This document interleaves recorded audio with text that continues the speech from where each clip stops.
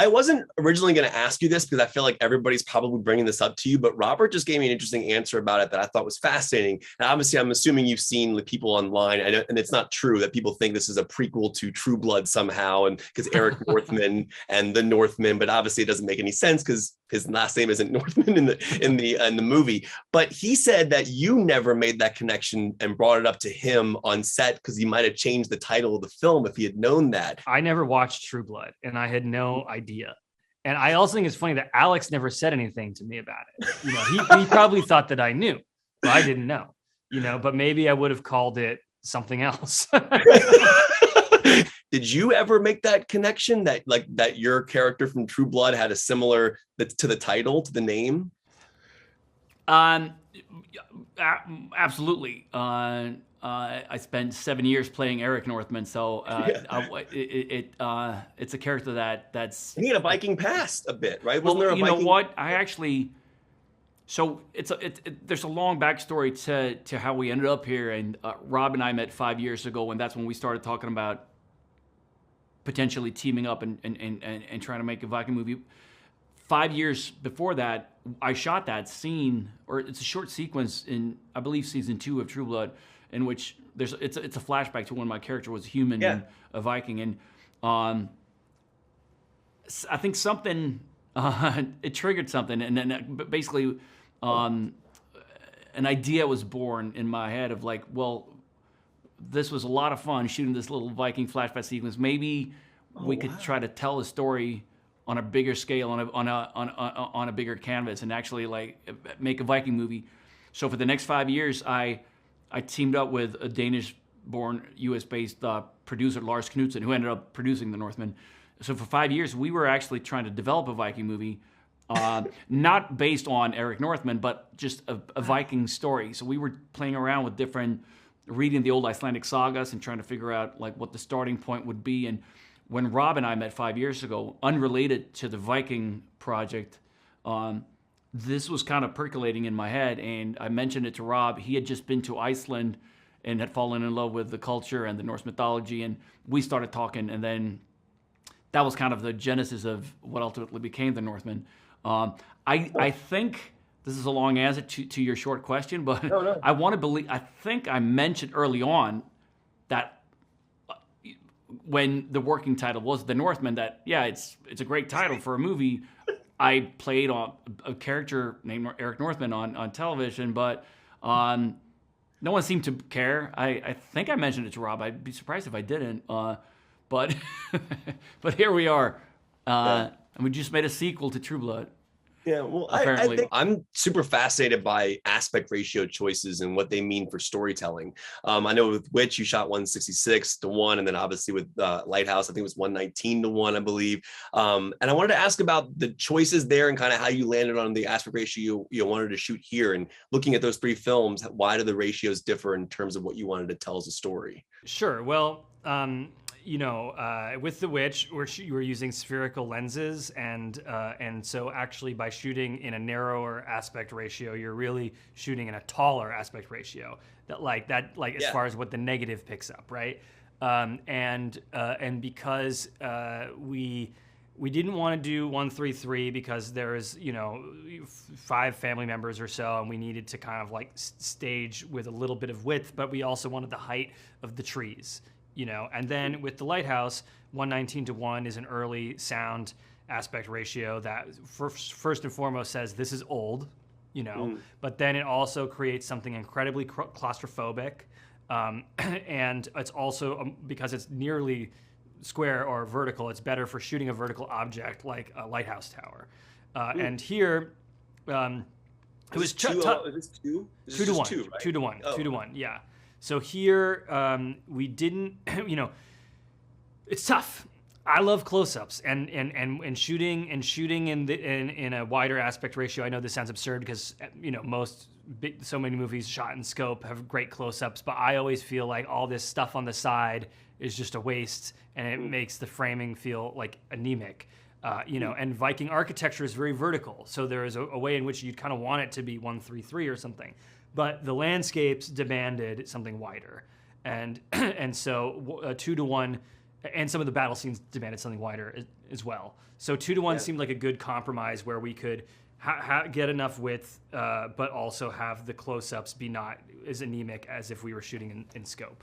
And that wonder I'm talking about is incredible. Like shooting on film, obviously, and the score, it's just like an immersive character. Can you talk about these longer shots and kind of what that does for you as an actor? That wonder specifically with the spear and then you crawl over. It's just an amazing sequence. What are your memories of that sequence particularly? Well, almost all the scenes in the movie are shot as a wonder, just one long continuous shot. There are a few dialogue scenes with a little bit of coverage, but all the big action scenes, the big set pieces are, again, like you mentioned, shot on 35, one camera, no coverage, which is exhilarating and an interesting challenge. Very difficult because you just don't shoot action adventure films that way. No one told Robert Eggers that. So this was, it meant we had to do a lot of, we had to come prepared to set because so many things could and went wrong shooting, especially like that. You mentioned the sequence, the raid of the village in the beginning of the movie. Oh. We're talking hundreds of extras and 25 stunt guys and 30 actors and horses and chickens flying through the frame, and it was a lot. And again, and the camera is constantly moving. So as you can imagine, a lot of things again could and did go wrong because a slight bump on the camera and you don't have coverage. So it's not like you could cut away or do a pickup halfway through. You have to do it from the beginning. And but it was physically pretty exhausting, but also exhilarating and thrilling to get to do. Again, Robert spent, he's all about historical accuracy and authenticity. So that village looked incredible, and the costumes we were wearing, everything was historically accurate. And he'd worked with historians and Viking scholars for years and just creating those worlds. So then to step into that and to be able to shoot 360 and run around the set with no cuts and do the whole sequence from the beginning to the end was, it was a real treat. You obviously have to do it many, many times because again, things did go wrong, but it is a wonderful feeling. And when you finally get it, it's the greatest feeling. It's absolutely the greatest feeling. What I love about you as a filmmaker is you shoot film. And, you know, there are a lot of filmmakers who shoot digital these days. And I appreciate that you shoot on film. And I wanted to ask about, like, when you were first starting out, when you get The Witch, which is your like a first massive movie, how do you operate that and get the decision to shoot on film? Because I would imagine studios are probably like, hey, just go digital, it's easier or whatever. Well, I mean, the Witch was shot digitally. Digital, and then Lighthouse was filmed. And then Sorry, Lighthouse was the first. I mean, my first decent short film was shot on film, but then after that, it was the Witch was digital. And it was just a budgetary reason. I didn't want to do it. Part of the reason why I don't love to watch The Witch is because it isn't shot on film. Interesting. And wow. but then from the Lighthouse onward, I've had the